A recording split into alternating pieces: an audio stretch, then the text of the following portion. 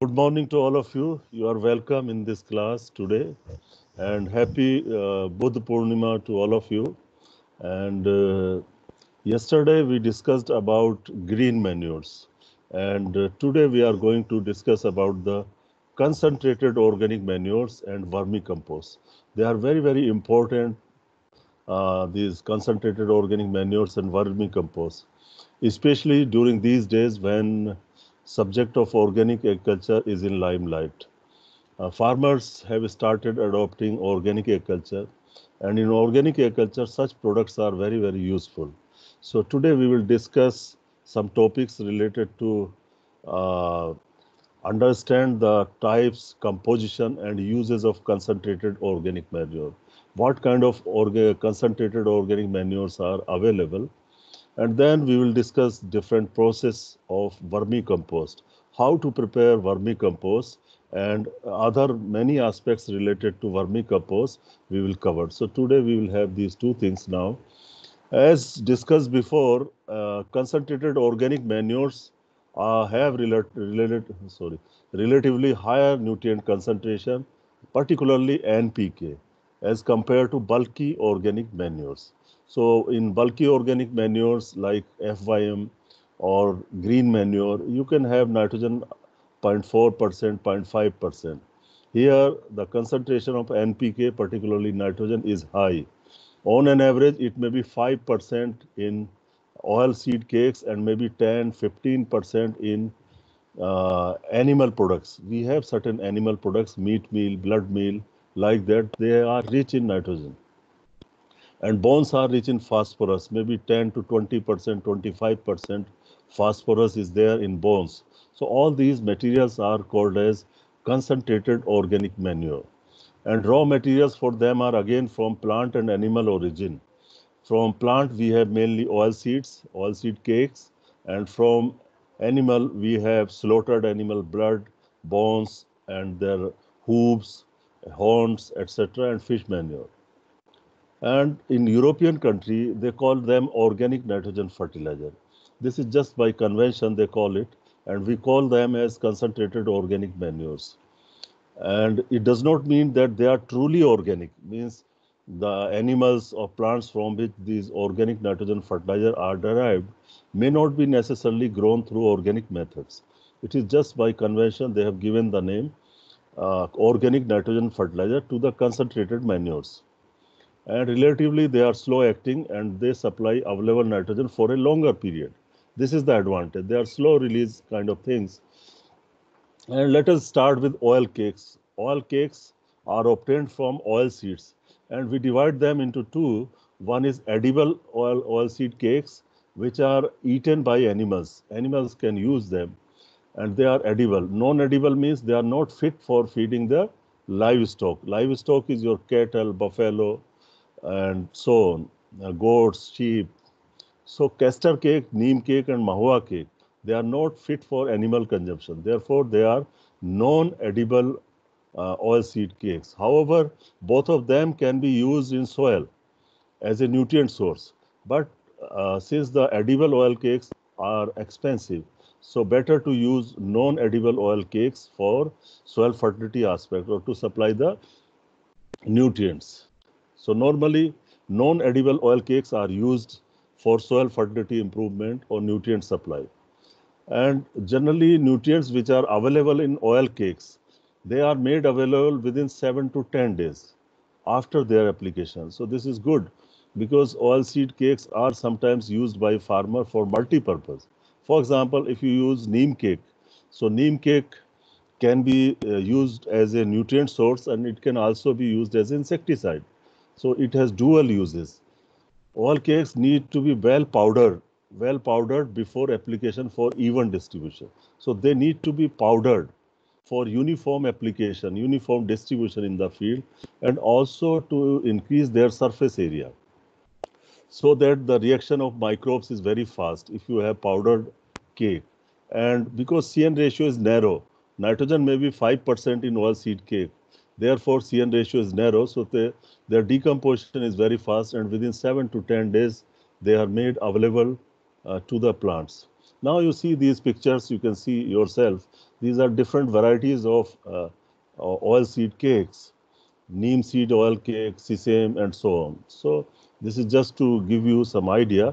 And most of the time, milching animals are fed with these oil cakes. Particularly, cotton seed oil cake is quite common in our country. It is fed to the cattle. And see how this oil is extracted from the oil seed. You know, in India, we have 9 oil seed crops have been recognized as oil seed crop. And oil is extracted, and then the remaining material is your cake, oilseed cake or meal. So actually oilseed cakes, or you can call them oilseed meals, simply MEALS, are the residues remaining after removal of the greater part of the oil from oil seeds. So sometimes oil still remains in the oil cake, and that is the fat. That is why it is given to animals, because some fat is there, some protein is there. So it is useful for the animal, particularly for fat formation in the milk. So there are 3 different methods to extract oil from the oil seeds. And based upon that, cakes are also classified into 3: Ghani pressed oil cake, Ghani pressed oil cake, expeller pressed oil cake, and solvent extracted oil cakes. So these are the 3 methods to produce oil seed cakes. Ghani has been quite important, and you know this is origin of Ghani system of extracting oil was developed from India. There are mentions in Harappan civilization or Indus Valley civilization when people were using raw forms of ghanis.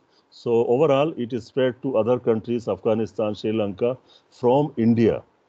And by tradition we use to extract, कहते हैं ना कि आपका कोलू का बैल है, कोलू का बैल means A bullock which is just doing one job, he is circling.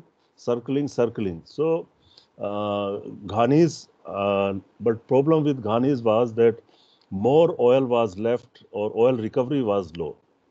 You can see picture, top 2 pictures, these are ghanis, and they are not very popular now. People have stopped them because the system was inefficient and it required a lot of labors. Then came the oil expeller. So this is quite common. If you visit a city or a town, urban center, you'll find oil extracting machines, and the recovery of oil is more. And the modern oil industry, you see, oil extraction plants. So this is how Ghani pressed cakes contain the maximum amount of ether extract. It means Ghani extracted cake will have more oil. Solvent extracted cakes contain traces of oil. This is very scientific. And conversely, the protein content is higher in solvent extracted cakes and lowest in the Ghani cakes, this protein content. And you will also come across 2 terms, that is decorticated oilseed cake and undecorticated oilseed cake. So there are certain hard shells. If you have seen oil seeds like cotton, you see very hard seed coat is there. In sunflower, very hard coat seed. In groundnut, you have shells. Shells are there.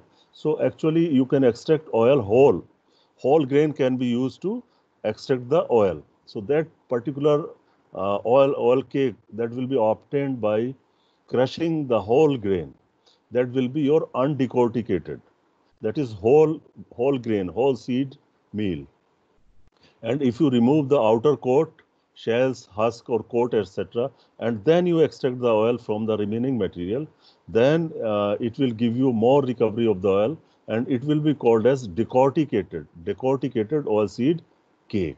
So I hope that you understand meaning of decorticated or undecorticated oilseed cake. In one, decorticated means you have removed the shells, you have removed the hard coat, and then remaining residue, whatever material is left inside the seed, that is used for extracting the oil. So it raises the oil content of the raw material actually. So decorticated oilseed cake will have more oil content than the undecorticated.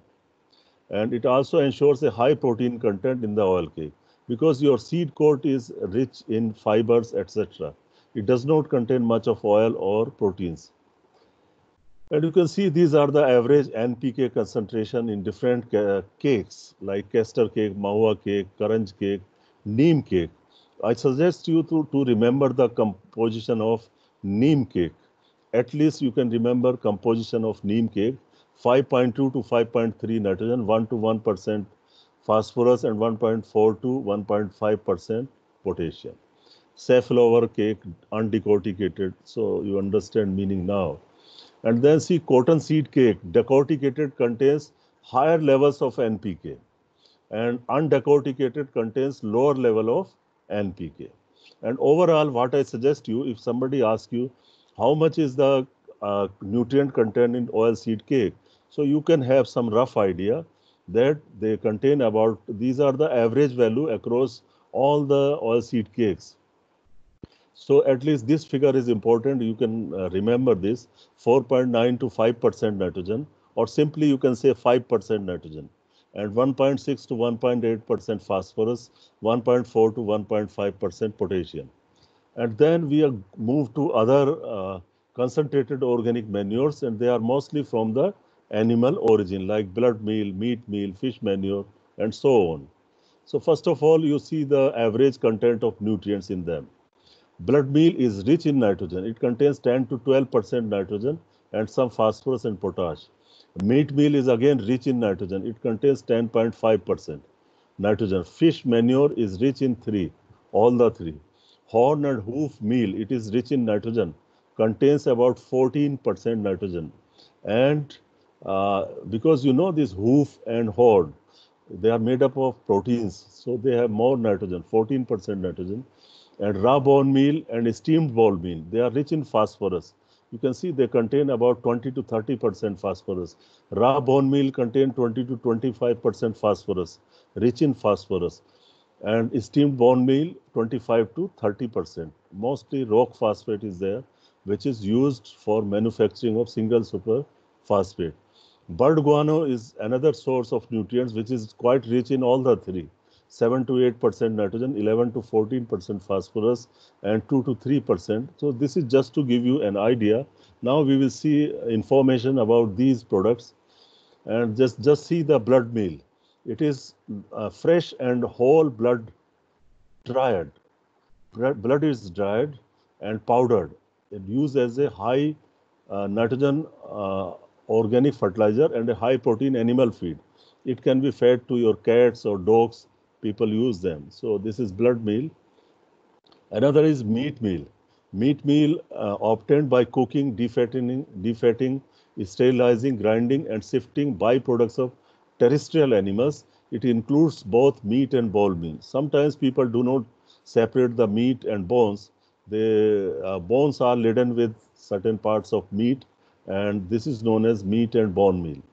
And bone meal is pure bone meal produced from bones of terrestrial animals, and it is produced by heating, defatting, drying, grinding, and sieving the bones of terrestrial animals. So these are important fertilizer, concentrated fertilizer. And you can see right on the right picture, it is meal from horns, hooves, and nails of animals, and mostly used as garden fertilizer for their sulfur, nitrogen, and phosphorus contents. Feather meals. So nothing is waste actually in this world. You get number of feathers from your birds. So those feathers can be used to make meal. Fresh feathers from slaughterhouses treated by thermal hydrolysis, chemical decomposition in the presence of pressurized water, and dried and crushed. So maybe you must have heard it first time. This feather meal. And then you have fish meal. Fish meal is also there and made from fish that are not used for human consumption. Wasted fish, generally used to feed farm animals or fertilizer. It can be used to feed your cows or your cats or something like. Made from the bones and offal left over from fish. It is sold in the form of powder or cake. So actually these kind of manures, animal-based manures, are quite useful in horticultural crops which are perennial in nature. So they slowly give them nutrients over time, over a longer period of time. And also in some cases in sugarcane, for example, bone meal can be used because that crop lives in field for 1 year or more. And offal of the fish means the organs inside an animal, such as the brain, the heart, the liver, eaten as food. So this is offal. Now guano, bird guano, this is manure or the excreta of birds, and mostly in seaside you have great collection of these, and sometimes bats also produce guano. So it is the accumulated excrement of seabirds and bats. As a manure, guano is a highly effective fertilizer due to its exceptionally high NPK content. Now, this was all about concentrated organic manures. Now we shift to vermicompost or vermicomposting. This is very important aspect for last so many years, and many people are producing vermicompost. So many startup have come up, and they are producing vermicompost and getting employment. So this is way, and now government is also supporting vermicomposting in many ways. So overall, we will learn what is vermicomposting, what are the different steps, and how procedure and advantages of vermicompost. Organic manure produced by earthworm. This is the definition of vermicompost. Organic manure produced by the earthworm. It is actually mixture of worm castings, fecal excretions, organic material including humus, and live earthworms are also there sometimes, and their cocoons and other organisms. It is definitely cost effective for recycling agricultural residues, agro-industrial waste. So you can use variety of raw materials to prepare the vermicompost, domestic waste, household waste, or animal waste. All organic sources can be used. Most of them can be used as a source of raw material for preparation of vermicompost. Earthworms consume practically all kind of organic matter. So 1 kg of earthworm can consume 1 kg of residue every day. So this is very important. The passage of soil through earthworm promotes, if it passes through the canal or through the stomach of earthworm, then promotes the growth of bacteria and actinomycetes. The latter thrive in the presence of earthworms, and their content in cast. Cast is your excreta of earthworm. Cast is more than 6 times than in the original soil. Means if it passes the material, it makes it rich in microbes. Variety of microbes multiply on the cast of the earthworm. It does not require turning and aeration. So turning and aeration is done by earthworm actually. It is burrowing into the matter, and it is aerating the manure. Ingested matter coated with intestinal and cutaneous mucus means this is inside the earthworm with a lower CN ratio than that of the original matter. Once it passes through the earthworm's body, its CN ratio becomes narrower. Vermicast are good source of plant nutrients, enzymes, and growth hormones. This is interesting. Besides plant nutrients, it also gives you enzymes and growth hormones. So that is good. And then there are two kind of earthworms. One is apianasic, and other is epigeic. So the first one is the uh, surface living worms. This apianasic and epigeic are useful for making compost or manure worms. They are also called as manure worms, and they are reddish brown in color. They they do not uh, process the soil but are efficient in composting of organic waste. When maintained in captivity under semi-natural conditions, they remain active throughout the year. Some of the species, the most common species for making vermicompost are Lumbricus rubellus and Acina Fetida. Fetida is rather more common, Acina fetida. And then there are 5 steps in making the vermicompost. Let us just see the major step. First step is processing of waste material. Whatever raw material you are going to use, you need to make collect it. If has bigger sizes, then shredding is done, cutting into small pieces. And then if you have any impurities, that needs to be cleaned. Means like sometimes metal, glass, or polythene may come. So we need to clean the raw material. This is step one. Number two is pre-digestion of organic waste. If we put organic waste directly into the bed, then It will be, if we leave earthworm into it, then due to high temperature, earthworms can die. So better to partially decompose this matter before actually vermicomposting is started. Dr. Shive, I request you to please unmute your mic. Could you please mute your mic, Dr. Y. Shive? So step number 2 is pre-digestion of organic waste by heaping the material along with cattle dung cell. If you mix these two, then they will be partially decomposed and heat, most of the heat will be generated that time so that it does not affect the earthworm when you mix earthworm into the organic matter. So this process partially digests the material and fit for earthworm consumption. Number 3, preparation of earthworm bed. Bed can be prepared normally. It needs to be concrete base. Is better for earthworm. If you have loose soil, then we can lose the earthworm. They can enter the soil. Beds are filled with organic materials and worms are applied. So this is step 3. Step 4, your collection of earthworm. Once your manure is ready in 50-60 days, then you can separate the vermi compost and earthworms because you need to use the same earthworm for the next vermicomposting. So then last is storing. So these are the 5 major steps in vermicomposting. Now you see the exact procedure, how it is done. I have taken from Singh et al. 2005. Actually, there are so many people who have given the methodology of vermicomposting. It varies from one region to another region. There are variety of modifications of this vermicomposting process. It is not necessary that you always keep pakka floor, you always keep the shed overhead and so on. Variety of options are there. So I have taken the most common one. Select a place where there is plenty of shade. So earthworm cannot survive in sun. So you need to cover your top of the beds. Make pits over the surface of the soil. Pits can be made 3.5 meter into 1.2 meter into zero point 0.6 or near this size. One can use wooden boxes also, 50 centimeter into 50 centimeter into 60 centimeter, and they are kept above the soil. Leave above about zero point 0.5 meter space between the pits. If you have beds or pits, so you need to leave about zero point 0.5 meter space so that one person can move and take care of the earthworm like watering, etc. Level the base of the pit and spread a 8 to 10 centimeter thick layer of this is first layer of the stalks of maize, maybe sorghum, millets or rice or wheat, whatever raw stalks or material you have, that can be kept here. That should be slow decomposing material. And next is make 7 to 8 centimeter thick layer of fully decomposed cow dung.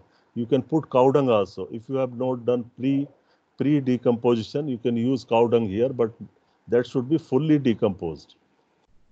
Repeat step 4 and 5 until the height of the filling is 45 to 60 centimeter above the bed.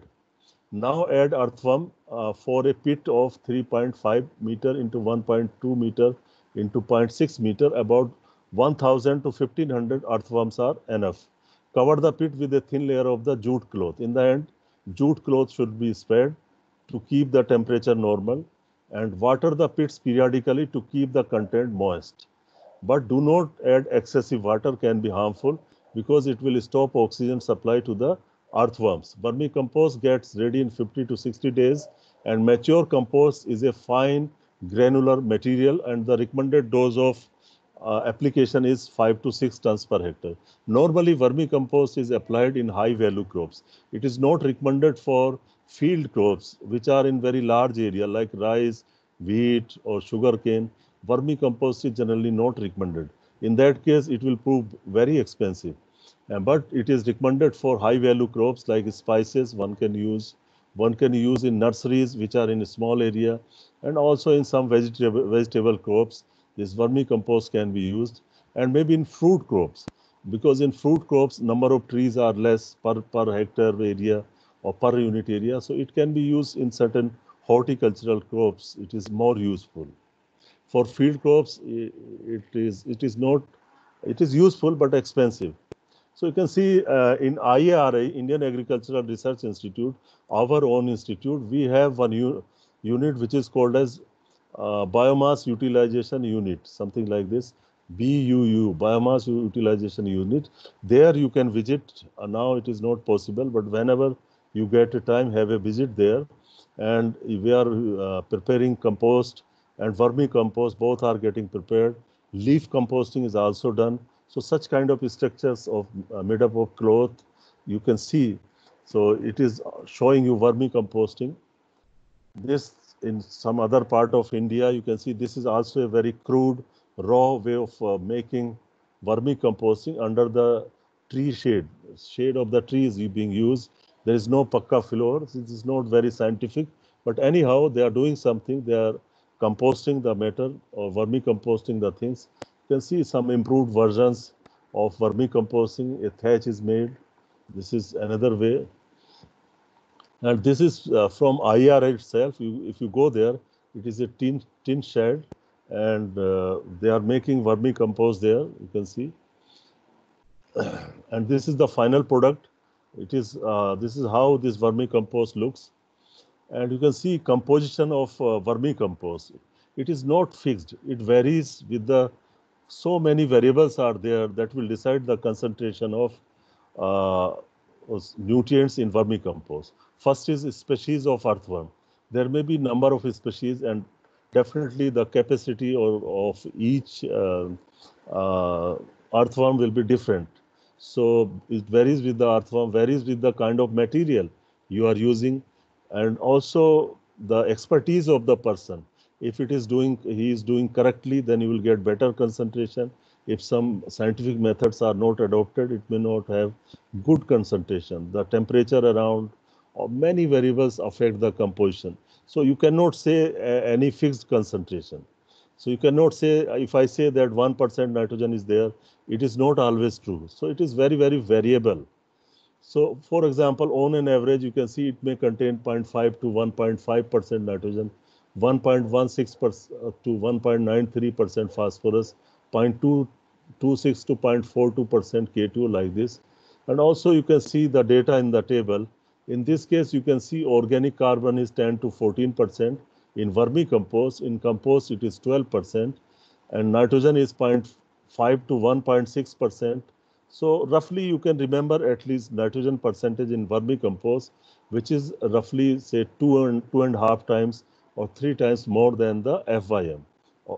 So and double the compost. So these are certain advantages. I think you can go through the advantages like any other organic manure. So this finishes this presentation, and next I would like to discuss about the. So any question from oilseed cakes or vermicomposting? Oilseed cakes, concentrated manures, bone meal, or questions on vermicomposting? If you have at the moment, you can ask, please.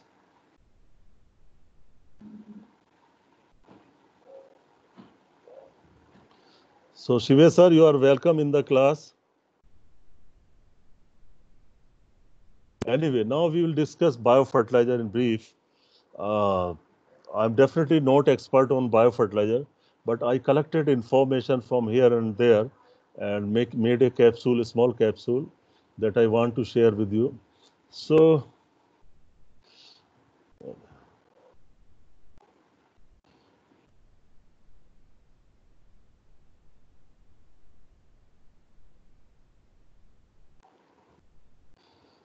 now we will see the details of biofertilizer. Particularly, we will describe the definition and classification of biofertilizers, discuss the importance and function of different types of biofertilizers, explain the major constraint in the popularization of biofertilizer in the country. Now you see what is a biofertilizer. Products containing living or dormant microbes. Living or dormant microbes like bacteria, fungi, actinomycetes, algae, and so on, or maybe their combination also. Sometimes two species can be combined, which on application help in fixing atmospheric nitrogen or solubilize or mobilize nutrients in addition to secretion of growth promoting substances for enhancing crop growth. So you can see there are many keywords in this. The first thing is that they may be living or dormant. Second is that they may be bacteria, fungi, or mixture, or they may be uh, helping in fixing of nitrogen, solubilization of nutrient, mobilization of nutrient. Means functions are also part of the definition. And finally, you see they are enhancing the crop growth. So this is how we can define the biofertilizers, and this is the classification of biofertilizer: nitrogen fixers, phosphate solubilizers, phosphate mobilizers, compost accelerator, plant growth promoting rhizobacteria, PGPR, and others. Anything left can be covered in others. So this is the same thing done by somebody, classification. Now we start with nitrogen fixing biofertilizers.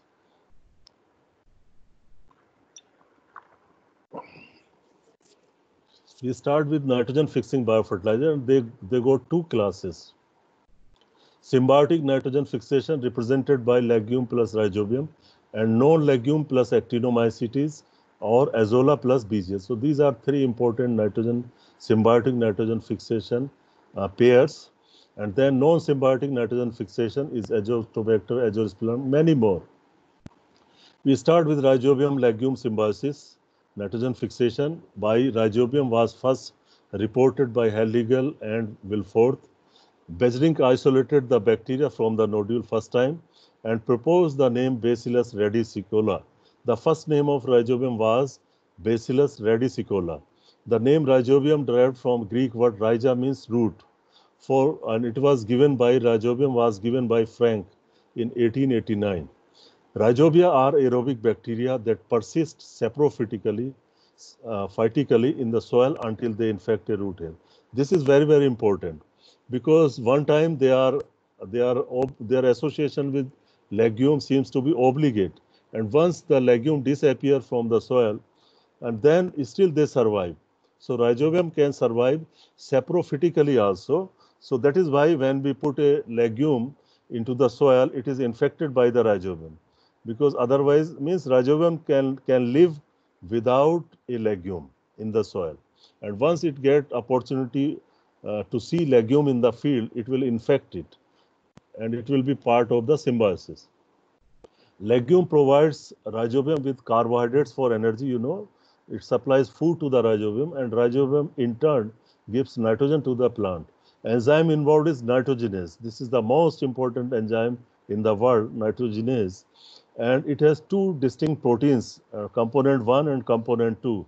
Component 1 contains iron molybdenum protein with 2 molybdenum and 28 iron atoms.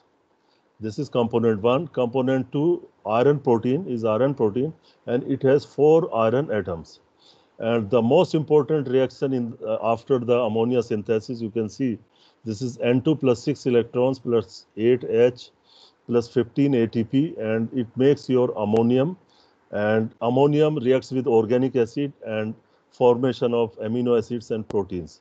So this is nitrogen fixation actually, and this reaction happens not just in legume rhizobium symbiosis, but the Azotobacter, Azotomonas, or other bacteria also uses the same enzyme system, and same reaction happen in those kind of association also. So then cross inoculation groups, I think you know that a particular legume is infected by a particular strain of rhizobia. This is cross inoculation group, and now there are not fixed. Previously we used to say there are 7 cross inoculation groups. Now you cannot count them. You cannot number those kind of groups now. See there are so many groups now, and the interesting fact is that, for example, in Melilotus, Medicago, Trigonella, we used to have Rhizobium, Rhizobium meliloti, something like that. That Rhizobium meliloti. Now it is Ensifer. Instead of Rhizobium, it is Ensifer meliloti. Similarly, for then Rhizobium leguminosarum, and so on. You can see it. This is very important. And see Bradyrhizobium. Bradyrhizobium is in glycine max. Bradyrhizobium japonicum, not Rhizobium japonicum now. And similarly, you can see Mesorhizobium also in lotus. You have Mesorhizobium. So there are number of species now, and the naming system is changing. Naming system is changing. You get new names. And this is nitrogen fixation by rhizome, rhizobium. And you can see alpha alpha can fix 150 to 250 because it is perennial. Clovers like Berseem or Trifolium pratense can fix 100 to 150. Beans are very low fixer of nitrogen. Beans can fix 30 to 50, and soybean 50 to 150, pigeon pea 150 to 280, and your cyanobacteria, in this case, it is really very high, 150 to 300, but this is not common. In paddy field, it does not fix that much of nitrogen. And now, and fixation by legumes varies with the uh, soil, climate, means same legume species can have different rate of N fixation. It will vary with soil, climate, species, and N fertilizer affect nitrogen fixation. The N status in soil will definitely govern the nitrogen fixed by the legumes. First time growing a legume, if you are growing legume first time in a field or soil, then inoculation is necessary. If you are repeating it, then it is not necessary. Low availability of other nutrients like iron, molybdenum, sulfur will affect N fixation. If these nutrients are not available, N fixation will be affected. Legume rhizobium associations generally function best on soils that are not too acid. Not too acid. However, bradyrhizobium can tolerate considerable acidity. Optimum availability of water and other resources is necessary. In dry conditions, N fixation will reduce. Crop management, all the management factors will affect the nitrogen fixation. If they are at best levels, you will have best nitrogen fixation. If you have any abiotic or biotic stress, the N fixation will be affected. Plant species, you have seen, different plant species will fix different quantity of nitrogen in the soil. High levels of available nitrogen will decrease the nitrogen fixation. So you can see this picture from Brady's book. On x-axis, you have increasing amount of nitrogen fertilizer applied. Y-axis, you have amount of nitrogen fixed. So you can see as we are increasing, the lighter green is the fertilizer nitrogen you are adding or increasing, and the dark green is your nitrogen fixed by the nodule bacteria. So they have kind of negative relationship. If you are increasing the nitrogen from fertilizer into the soil, the nitrogen fixation by nodule bacteria is decreasing. So you can understand the meaning of this picture in the next slide. If more nitrogen is added, the BNF reduces. The inorganic nitrogen replaces biological fixed nitrogen, saving the plant some energy that would have been used by nodule. I think I discussed these issues in your email by Vipin. Plant growth is also little affected by the N fertilizer. Whether fertilizer is coming from fixation or from fertilizer, it will not affect the plant growth. Certain legume species fix nitrogen so inefficiently that they respond positively to the use of fertilizer nitrogen. Means like your rajma, it does not respond, N fixation is not good, so it responds to fertilizer. The uptake of inorganic nitrogen released by mineralization may or may not be much affected by the nitrogen fertilizer. Now, over time, legumes can significantly increase the soil nitrogen and benefit non-fixing species. Suppose it is in mixed cropping or intercropping kind of thing, so it will benefit the associated species. Some direct nitrogen transfer may take place via mycorrhizal hyphae connecting two plants. So this is very, very important. If you say to any scientist or any student who does not know it, they will not believe it, that legumes can transfer nitrogen to the associated cereal crop concurrently. Means when it is growing in the field, during the growing period, certain part of fixed nitrogen can be transferred to the associated cereal crop or non-legume crop through mycorrhizal hyphae. This has been proved. The vigorous development of a grass in a legume grass mixture. If you have legume and grass mixture like in pasture lands or maybe in grasslands, mixture is evidence of this rapid nitrogen release. You can see next slide. This is very important slide. Here ryegrass and ladino clover. One is grass and other is legume. So when they are grown together, they are used as a fodder plant or forage plant here. So you can see first cutting was taken on 30th July. Second cutting on x-axis you see 25th September. And after that, after a certain period of time, You see the nitrogen concentration in ryegrass and ryegrass at uh, uh, in two different systems. One is ryegrass grown alone. There is no legume in this system. So nitrogen content is hardly 2% or less than 2%. But if you grow ryegrass with ladino clover, the nitrogen concentration increases very significantly. In this case, nitrogen concentration is 3.4% in ryegrass if it is grown with ladino clover, and it is just 2% or less than 2% if it is growing alone. That means the legume has contributed towards the nitrogen of ryegrass. That is why its nitrogen content of ryegrass has increased. So this is very, very important.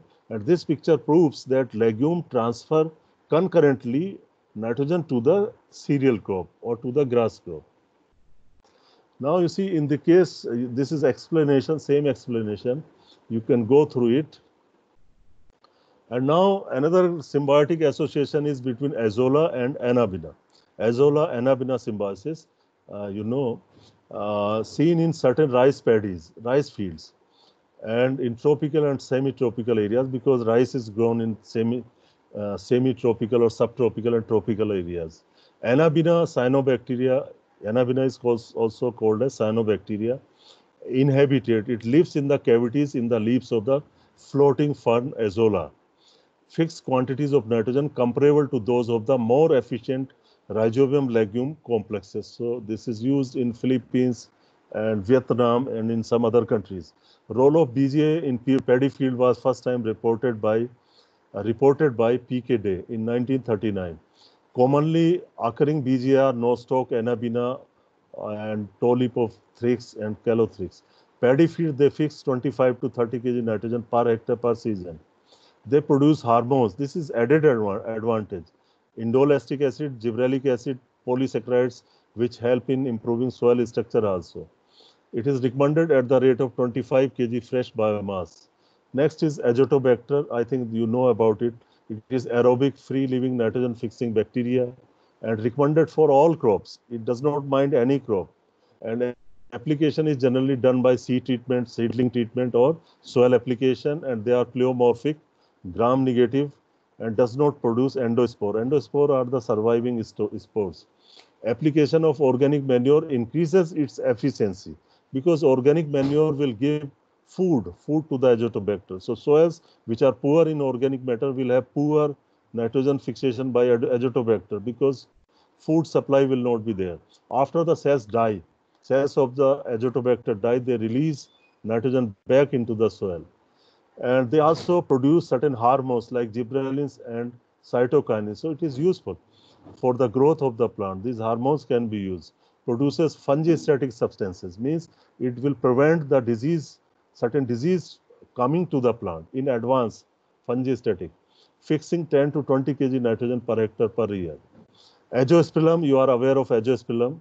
These are spiral-shaped microaerophilic gram-negative nitrogen-fixing bacteria, isolated by Beijerinck in 1925, and the name azospilum was proposed by Terrand. And they also produce, all these bacteria, microbes, have tendency to produce growth hormones, enzymes, vitamins. So they are definitely indirectly helping the plant, helping the root growth, helping making the defense system of the plant little stronger. Immune system, they provide immunity to the plants against the diseases. So 3 species are reported: A. brasiliensis, Azospilum brasiliensis. First time it was isolated in Brazilian soil, therefore name, and A. lipoferum, fat bearing, and A. pellicle. They fix 20 to 40 kg nitrogen per hectare per year. They are quite useful. You can recommend it for sugarcane, you can recommend it for rice, any cereal crop. It has been found good. Phosphate solubilizer, there are number of phosphate solubilizing bacteria, and also certain fungi are there. So you can see bacteria, in bacteria, Bacillus megatherium variety phosphaticum, Bacillus polyfixa, and fungi are Aspergillus awamori, Penicillium digitatum. And this is to remember that fungi are better P solubilizer than bacteria because they may often solubilize 10 times or more phosphorus than bacteria. So for phosphorus solubilization, fungi are better source than the bacteria. Now we go to mycorrhiza association. It is definitely, it is a symbiotic association between fungus and roots of a vascular plant or higher plant, or gymnospermic or angiospermic plants. Fungus colonizes the host plant's roots, either intracellularly. If it is intracellularly, means fungus is entering into the cells of the roots, then it is intracellularly, and it is represented by AM fungi, arbuscular mycorrhiza fungi. Previously, people were calling them VAM, vesicular arbuscular mycorrhiza. So that name has been deleted from the terminology.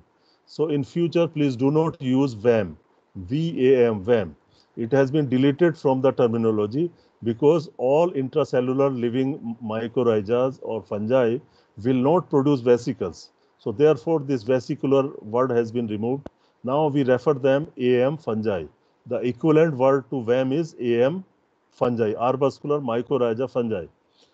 And there are two types: intracellularly, means inside the cell, and extracellularly, they are outside the cell, means they are intercellular. Actually, they are intercellular. Extracellular means they are intercellular, or intracellular means they are entering the cells. So one is ectomyza, these are extracellular, associated with the roots around 10% of the plant families in the world. They are mostly found in temperate regions, and they make a mantle, a thick mantle around the roots.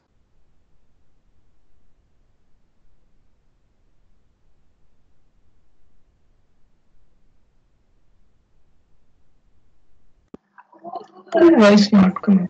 Not audible. Okay, sorry. So these ectomyza hypha surround but do not penetrate the root cell. This is important. They are mostly in temperate regions, all gymnosperm and angiosperm, and trees become more resistant to cold and dry conditions. This is the advantage of mycorrhiza. More resistant to cold and dry conditions, and thick layer of hypha around root, fungal sheath. It acts as a fungal sheath. A mantle of hypha covers the root surface, and mycelium extends from mantle into the soil. Lateral roots become stunted. This is the disadvantage to the plant, that the lateral, but he says that, okay, I am suppressing you, but I will take responsibility. I will do your job, root. Hypha mass about equal to the root mass. This is important. Forms extensive network of hypha, even connecting different plants. This point to be underlined. These hypha connects the different plants. So that may be a medium of communication, medium of sharing. Sharing the things. Now we see the endomycorrhiza or arbuscular mycorrhiza fungi, AM fungi.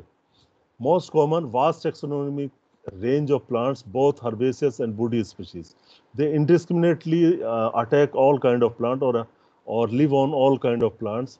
Aseptate hyphae enter the root cortical cells and form characteristics arbuscule. You can see in this picture, these arbuscule are shown. Arbuscules are the intracellular tree-like branching structure that the fungi form within the cortical cells. Arbuscules are the essential locations for the exchange of carbon compounds from the plant for mineral nutrients, particularly phosphorus from the fungus. So in these structure, the exchange of material happen. Plant will supply the carbohydrates to the fungi, and fungi will give phosphorus to the plant. So you can see this is how this AM fungi is growing. So just see the arbuscules. Arbuscules, you can see these are the branched structure, and which are located inside the cells.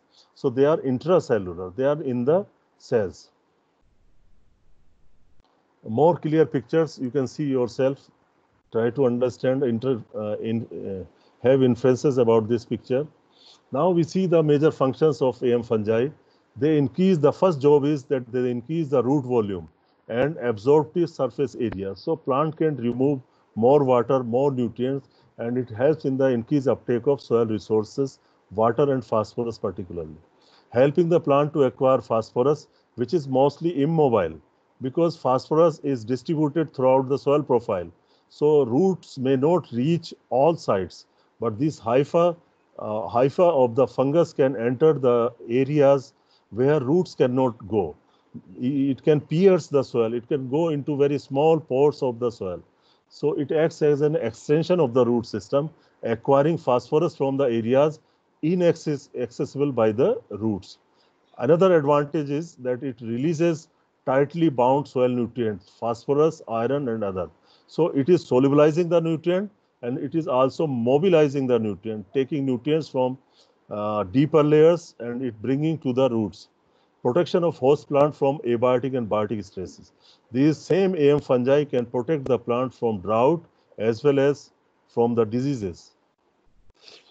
So many advantages. The external hypha of mycorrhiza fungi also improve soil aggregation. They releases some organic acids and chemical compounds which combine, which increases the aggregation of the particles, and it definitely will reduce the erosion and it will maintain the porosity. Act as a conduit for communication between linked plant. Increase the transfer of symbiotically fixed nitrogen legume to non-legume under mixed or intercropping. You can see their rows, the transfer of nitrogen. This picture you can see there are two plants. One is cereal plant or grass plant on the left side. On the right side you have legume. So you can see that both have some similarity, some dissimilarity. Carbon dioxide photosynthesis is happening in both the plants, but rhizobium is there in the roots of on the roots of the legume plant. And however, this mycorrhiza is growing on the both plant. Mycorrhiza is sharing both plant. It is growing on cereals or legume or cereals as well as on legume plant. So it is connecting two plants. You see, this mycorrhiza is connecting two plants, and you can see that rhizobium is producing nitrogen, fixing nitrogen, and part of that nitrogen is getting transferred to the cereal plant, to the grass plant. Nitrogen fixed by rhizobium transferred to the grass plant. And this grass plant have extensive root system and efficient in phosphorus absorption. So it will give certain phosphorus to the legume plant. So this kind of exchange is happening. We don't know how much kind of more exchanges are happening, but people have reported that certain zinc is also transferred from one plant to another plant. And this is scientifically proven by isotopic studies. So you can see 4 players are there in this interaction: mycorrhizal fungi, rhizobia, legume plant, and non-legume plant. Both AM fungi, rhizobium get energy from sugars by plants. Rhizobia form nodules and do nitrogen fixation. AM fungi infect both. It is living on the both and transferring the substances, sharing the substances, particularly phosphorus and nitrogen. So isotropic studies shows that nitrogen transferred from the legume to the non-legume, and phosphorus is mostly transferred to legume from the non-legume. You can read these details. And now this picture, you see this blue arrow. So it confirms, it shows that nitrogen is transferred from the with the mediation of the mycelial network from the legume to the non-legume. So this also proves, you please try to interpret and understand this picture by yourself. So most mycorrhizal species exhibit low host specificity, means they are not very selective, they are not very choosy. One particular species of mycorrhiza can infect many, can grow on many variety of plants. So they are not very host specific, and allowing for connection between dissimilar plants. Dissimilar means legume, non-legume, oil seed, whatever it is. So connections can be established between the variety of plants. Studies have shown that presence of AM fungi can increase the transfer of symbiotically fixed nitrogen from legume to non-legume. I think 99% people will not believe when you share this knowledge. White clover, these are the example. White clover to perennial grass have been proved. Barseem to maize if they are intercropped. Pea or mutton to barley, soybean to maize, and mung bean to rice. These are examples which has been proved. And this is perhaps the last slide and very interesting slide. You can see this is effect of legume donor species on nitrogen transfer to the non-legume. So in this case, you can see Trifolium repens can transfer nitrogen to the grass. About 29% of the nitrogen fixed by the legume can be transferred to the grass. In the year 2, This was year 1. In the year 2, it can be 60%. Again, if trifolium pratense is the example, year 1, 27 nitrogen was transferred concurrently when the two crops were growing together, and then 54% in year 2. Likewise, you can see these examples. These examples conclusively prove that mycorrhiza are very, very important. Now, question comes that if they are so important, then why don't we use them in the soil? Why don't we use cultures of mycorrhiza in the soil? So friends, it is mycorrhiza are always there in the soil. So in many, many cases, most of the cases, their application is not desired. They are already there in soil by default. So most native soils have ample population of living mycorrhiza fungi or dormant spores that will awaken when a host crop is grown. They will automatically come and infect the crop. Inoculation of field soil with mycorrhizal fungi is therefore usually unnecessary. So, but thing is that your mycorrhiza have to be there in the soil. So many times what happens, if you have some adverse condition, if you have soil erosion, for example, so they prefer to live in topsoil, more microbial activity in topsoil. If your soils are eroded, then you will not get mycorrhiza. If you put your too much of water logging is there, or you put too much of chemicals, too much of pesticides or herbicide into the soil, definitely that can lower the natural population of mycorrhiza in the soil. So under those conditions where mycorrhiza have been reduced or mycorrhiza have been killed or suppressed, under those conditions, I think inoculation will be better.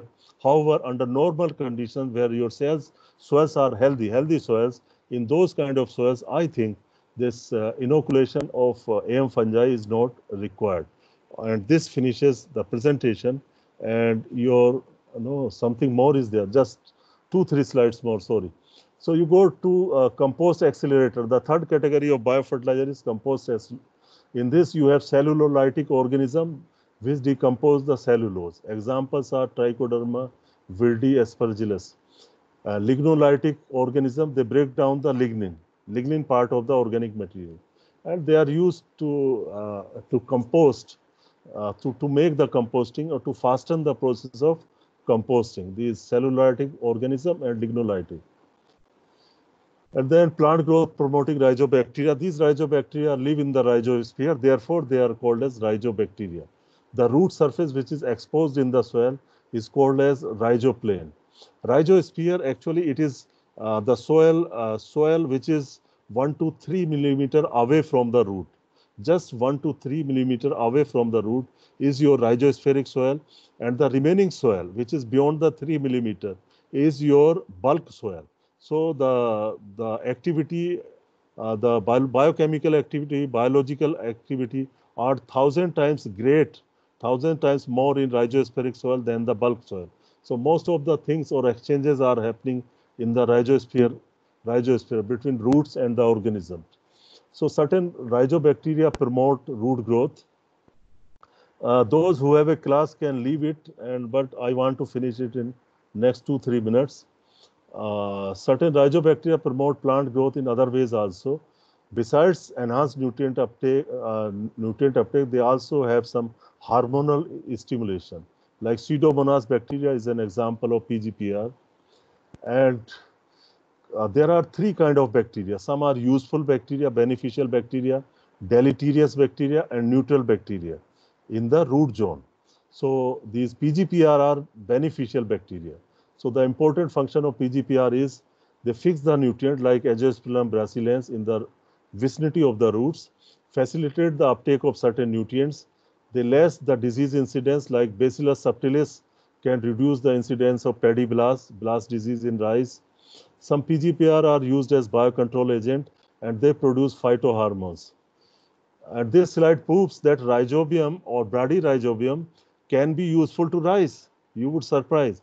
As a PGPR, this can be used as a PGPR in rice, although it is necessary or useful in legumes, but in cereals also. Biswas et al. 2000. You can see this slide in detail.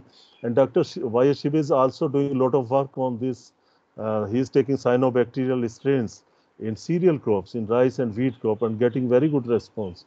So in this case, certain pots were inoculated with rhizobium, or bradyrhizobium, and in certain plots they have applied nitrogen fertilizer. So you can see this table that grain yield is increased over the control by 21%. Nitrogen, phosphorus, potash, and iron uptake has increased because of rhizobium in rice. And then indole acetic acid production has been doubled from 1 to 2. There is about 110% increase in indole acetic production. So this has improved the plant growth of the rice. Of course, this indole acetic acid is an auxin which promotes shoot growth, apical dominance, but it also helps in root development. So due to better root development by rhizobium bacteria in rice, it could remove more nutrients and it could produce more yield. If you like, you can see this paper in detail. It is published in Soil Science Society of America journal. And there are certain other biofertilizers, they are coming up and they are very inconsistent. Results are not sure. Now people are adding one after another, but for example, K solubilizing or zinc solubilizing bacteria. There are a number of constraints. You can go through these constraints yourself related to popularization of biofertilizer. And if you have any question, you are welcome to ask questions.